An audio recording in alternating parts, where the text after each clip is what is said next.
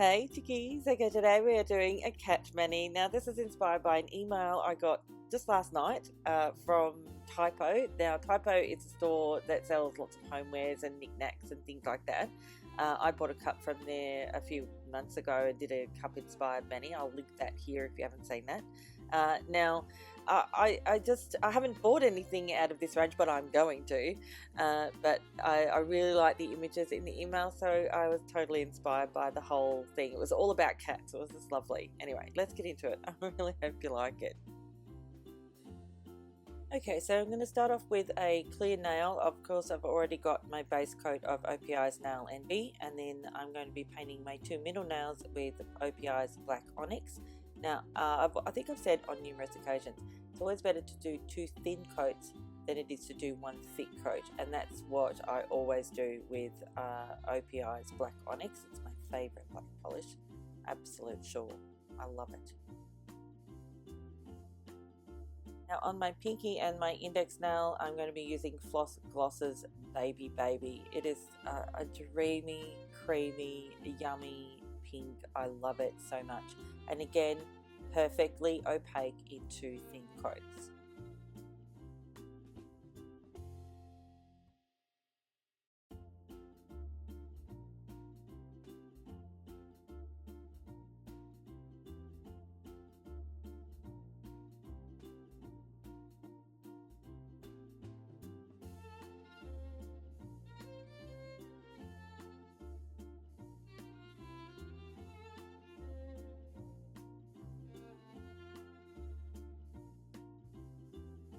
Next, I'm going to take care of any cleanup that is necessary. I'm using my Royal Majestic brush and my non-acetone remover.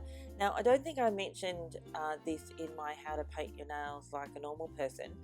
I wanted to mention that cleanup is best done when your nail polish is either fully dry or at least partially dry. You tend to have more control. If you try and clean up a completely wet nail, you're more than likely not going to get a nice crisp clean finish, whereas when the polish is either partially dry or completely dry, you'll have much more control. Yes, it'll take a little bit longer, but you're less likely to make mistakes, therefore it takes less time, because if you do it when it's completely wet, you're more likely to make a mistake or more likely to push too much polish off your nail, and therefore you'd have to start all over again, and in which case my way is better because it's faster in the end. Anyway, I just wanted to mention that because it's really, really important. The first design we're going to tackle for this mani is on the pinky, and I'm just taking some black acrylic craft paint and my fine detail brushes, the MAXI from the Stylish Nail Art Shop. Yes, I know she's not there yet, but she'll be back, I promise. Well, I hope. I can't say promise because I don't know for sure. She did say she's coming back. Anyway, so as you can see, the stripes are not neat. They are not, perfect at all, and that's what we're going for. We're not going for neat and perfect. We're going for sort of kind of squiggly lines across your nail. Like this is completely no pressure at all. You can just, it doesn't have to be super neat. No striping tape needed.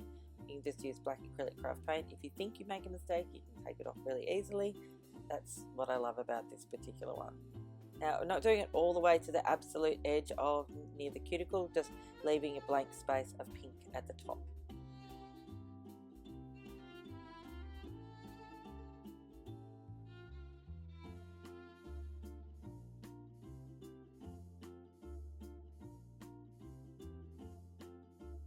I'm moving over to the index nail, and we're going to do some little paw prints. I'm not going to change these paw prints at the end, but at the beginning I just did them like this. So it's like a tiny mini little upside down love heart and then 4 little dots. That's it. That's all you need to do. They're really simple.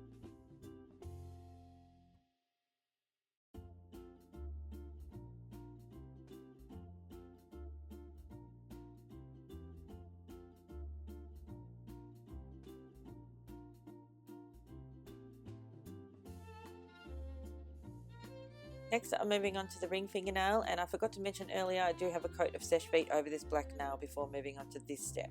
I'm going to be using Floss Gloss's Baby Baby, which is the same pink on my pinky and my index nail, and we're going to be doing like a ruffian nail.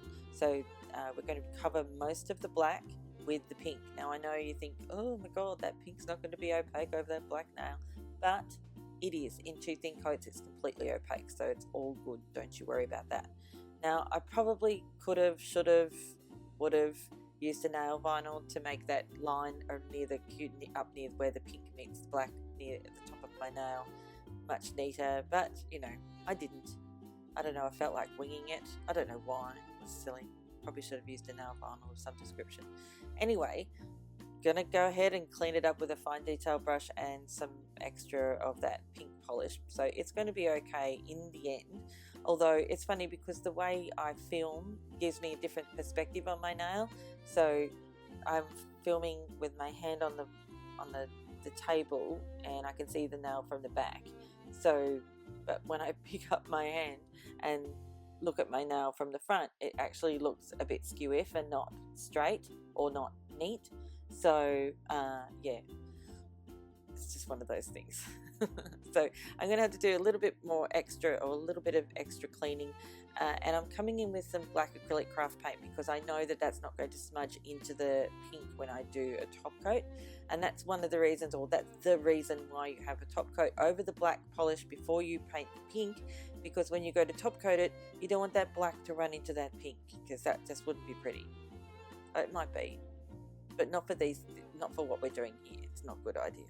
As you can see, this is the stage where I came in with some black acrylic craft paint just to clean up those lines and make them lovely and crisp. Next, while we're waiting for that ring fingernail to dry, I'm going to be top coating my pinky and my index nails, because the black acrylic craft paint takes no time to dry at all, and look, no smudging. Yay! I love that so much. So next it's time to come back to the ring fingernail, and we're going to add some little black cats. These are easy, I swear. Tiny little dotting tool, and then just move the dotting tool from one side to the other, or just to make like an elongated circle, like a long circle. Anyway, it's an oval. You're making an oval. And then what we're going to do is use the fine detail brush to create some little ears and some whiskers. They're so cute. You should see the one, like I did a practice one on my silicone mat, which was quite literally perfect, and I probably could have done a lot of them on the silicone mat and just created a heap of little decals, but I didn't do that. I actually did create a little decal out of it, and I put it on my daughter's thumb. She loved it. I think she wore it to school today.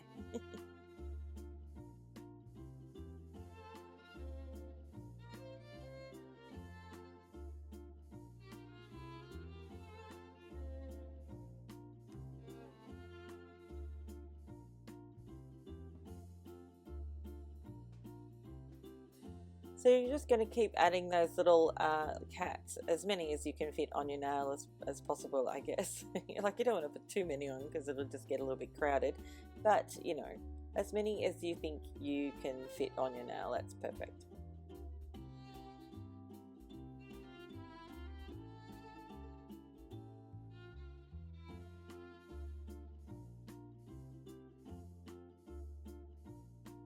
So here's the little cat that I did as a practice, just trying to test out what I was doing, and it's almost quite literally perfect. Way better than the ones I ended up doing on my nail, but you know, what are you going to do? Can't be perfect all the time. Or ever.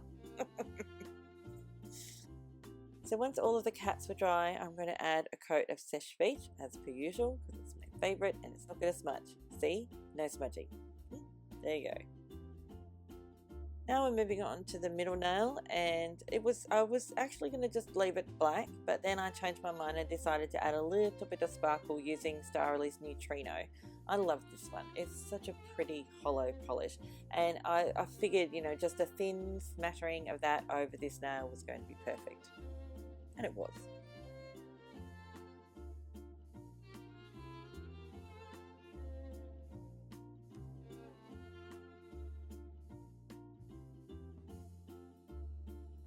Now, after I'd already top coated this paw print nail, I changed my mind and decided to add some claws. I wanted to have cat claws, and so I thought this was really easy, just using some black acrylic craft paint and adding the little claws to each one of those little toes was so cute. Now some people might think they now look like bear claws, but I disagree, because cats have claws and they can bring them out whenever they like. So for this one, she's brought them out. Now on one of the claws that I added, I didn't like it. I thought it was a bit chunky, so I got some isopropyl alcohol onto a Q-tip and just rubbed that off and then did it again. See how easy it is to use acrylic craft paint? If I was using polish, I wouldn't be able to do that.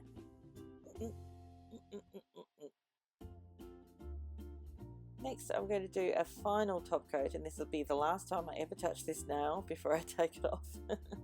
Of course, I'm using Seche Vite as per usual.